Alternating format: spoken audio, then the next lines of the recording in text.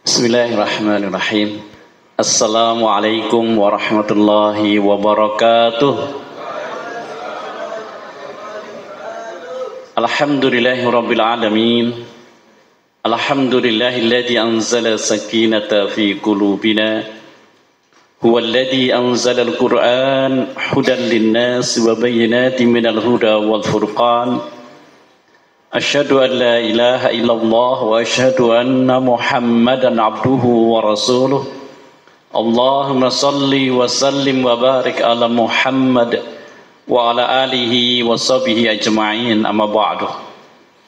Qala Allah ta'ala fil Qur'anil Karim, a'udzu billahi minasyaitonir rajim. Afala yatadabbaruna al-Qur'an am ala qulubin aqfaluha. Wa qala Rasulullah sallallahu alaihi wasallam fi hadis syarif, khairukum man ta'alamal Qur'an wa 'alama. Sadaqallahul adzim wa sadaqa Rasulul Karim. Alhamdulillah, Bapak Ibu semuanya, para hadirin hadirat, terkhusus pada kesempatan kali ini kita bisa bertemu, berkumpul, bermuajahah dengan para pimpinan, para pengurus di YPHI Kota Surakarta yang dikomandani oleh Bapak Kiai Haji Zainal Abidin Zain, Bapak Kiai Haji Donosuko, dan seluruh pengurus yang lainnya. Alhamdulillah. Sebelumnya saya kenalkan, tadi sudah disebut nama saya Muhammad Badawi. Di IPHI diamanahi di pembina. Bapak Ibu, pesantren adalah salah satu lembaga pendidikan yang hari-hari ini, tahun-tahun terakhir ini banyak dipilih, sehingga hari-hari ini kita baca di berbagai media banyak sekolah-sekolah negeri yang kekurangan murid, ya, banyak sekolah negeri yang kekurangan murid, baik terutama kebanyakan sekolah negeri dan ada juga sekolah swasta. Karena saya punya tesis melihat perkembangan dari dahulu sampai nanti,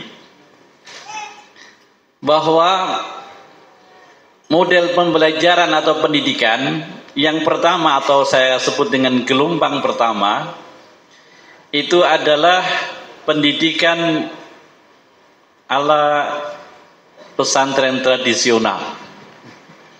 Sampai sekarang juga masih ada.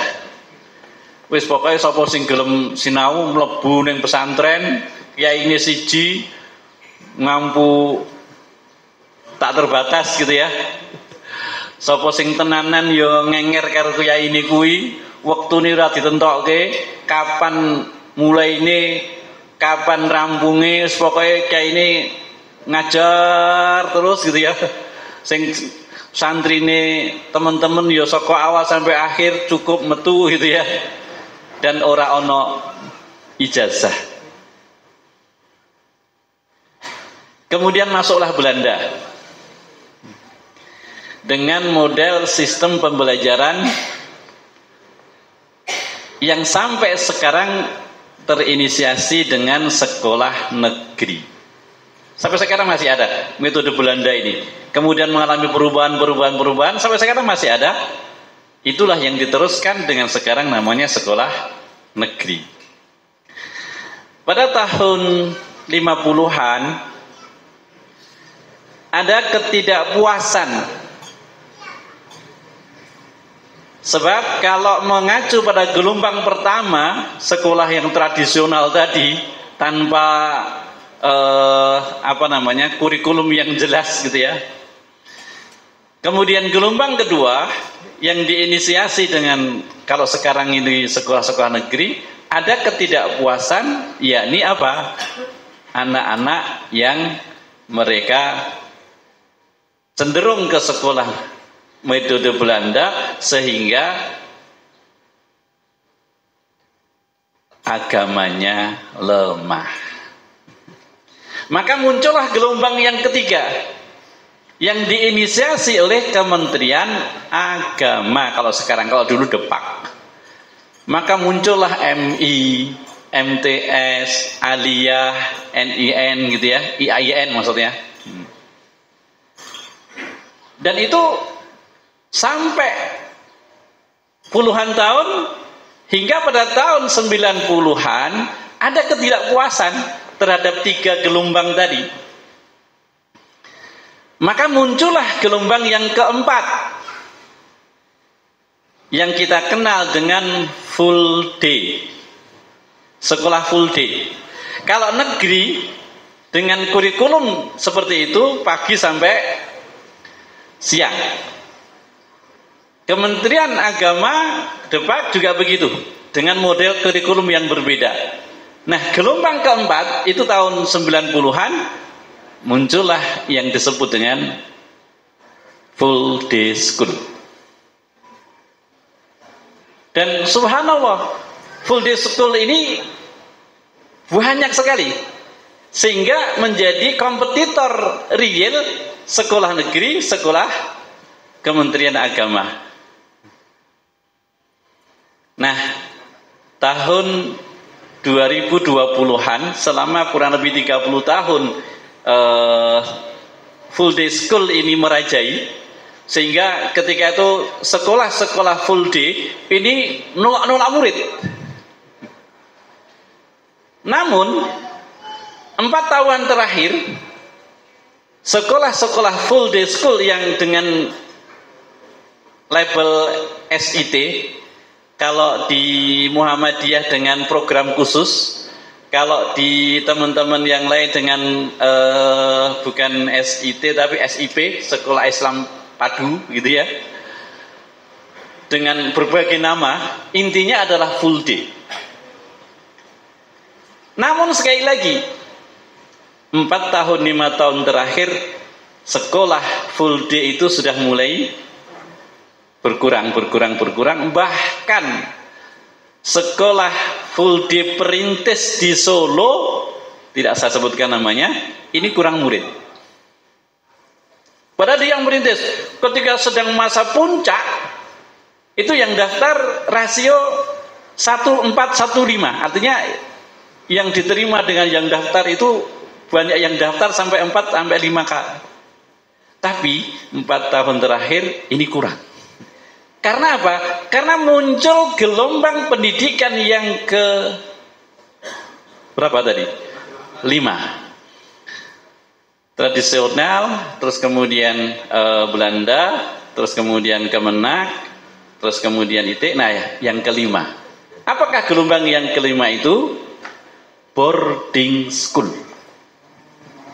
Nah, ini yang sekarang sudah mulai berjalan, dan tahun-tahun ini sekolah boarding itu yang menguasai. Karena apa? Ada istilahnya, keinginan para orang tua sekaligus kesadaran para orang tua, singkat sesungguhnya. Dan dampaknya sekolah-sekolah negeri sekarang banyak yang kurang murid. Bahkan di kota seperti Solo saja. Apalagi kalau kita masuk ke pelosok-pelosok. Beberapa kali saya baca SD ini atau SMP ini, SD ini yang daftar cuma 1 anak, SMP ini di Ponorogo, di Purbalingga dan sebagainya, yang daftar 1 sekolahan loh, itu SMP negeri loh, yang daftar dari rombelnya yang ditargetkan itu 3, yang daftar nggak ada 10 orang. Ini karena apa? Karena gelombang tadi bergulir terus dan senantiasa berkembang. Dan sekarang sekali lagi yang menjadi idola, artinya para orang tua, keinginan para orang tua adalah sekolah berbasis boarding. Artinya boarding itu anaknya asrama di situ. Bahkan sekolah-sekolah Nasrani pun mereka, saya mendapatkan salinan dari sekolah atau lembaga Nasrani yang mereka memerintahkan supaya lembaga-lembaga pendidikan di dalam institusi mereka untuk mengadakan asrama. Ini yang saya sebut dengan gelombang kelima tadi, yakni boarding. Bapak, Ibu-ibu, para pendidik yang cerdas, mereka faham apa yang akan terjadi pada masa yang akan datang. Artinya bahwa ini boarding school, metode pesantren, maka ada pesantren tradisional, pesantren modern, pesantren dan sebagainya itu, pesantren salaf, pesantren IT, pesantren, semuanya boarding. Apalagi sekarang pemerintah juga membuka pintu lebar bagi para calon-calon pegawai dari berbagai lembaga. Kalau dulu masuk perguruan tinggi SMA dengan madrasah aliyah itu seperti ada perbedaan perbedaan istilahnya yang dari aliyah itu dianaktirikan gitu, seolah-olah sing soko aliyah kuwi gak bisa bersaing dengan negeri. Tapi itu semua sekarang sudah dihapus karena sekolah-sekolah yang diampu oleh Kementerian Agama sudah mampu bersaing dengan sekolah-sekolah negeri. Bahkan sekarang dengan perkembangan yang luar biasa, yang dulunya IAIN sekarang menjadi Universitas Islam. Di hampir setiap kota di situ ada IAIN, sekarang menjadi UIN. UIN mana? Oh ya, semua IAIN sekarang menjadi UIN, Universitas Islam Negeri mana gitu ya. Dan semuanya Kementerian Agama melakukan akselerasi yang luar biasa sehingga saat ini banyak sekali UIN yang membuka fakultas kedokteran. Nah, sehingga antara sekolah di bawah Kemenak dengan di bawah Diknas sekarang sudah. Nah, produk yang mau masuk ke sana pun juga begitu. Sekarang tidak ada lagi pembedaan produk atau lulusan pesantren dengan produk lulusan umum. Selama mereka mampu dan terbukti bahwa produk pesantren itu ternyata bisa kompetitif, maka ada aspek trust dari lembaga-lembaga untuk menampung mereka. Keunggulannya adalah bahkan sekolah-sekolah gelombang ketiga tadi, gelombang kelima tadi, yakni boarding school tadi, itu bisa melesat lanjut ke luar negeri. Baik yang umum maupun yang berlabel agama. Bedanya kalau sekolah-sekolah negeri, SMA negeri, mereka hanya bisa lanjut ke akademis, tapi tidak bisa lanjut ke perguruan tinggi di luar negeri yang berlabel agama.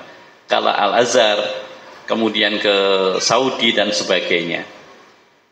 Nah, maka dari itu kita harus paham ke depan kira-kira 10-15 tahun yang akan datang muncul gelombang yang keenam. Ini gelombang apa? Harus kita petakan sejak sekarang. Nah, saya punya tesis. Gelombang keenam itu adalah boarding school Quran. Saya punya tesis begitu. Ke depan gelombang yang keenam ini adalah boarding school yang mereka berbasis Al-Quran. Ini yang nanti akan menjadi booming pendidikan.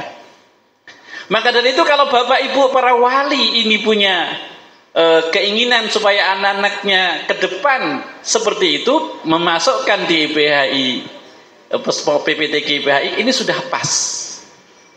sekali lagi sudah pas. Tinggal bagaimana kita menyiapkan generasi-generasi kita untuk itu. Sehingga kita bisa menembus di semua lini pendidikan.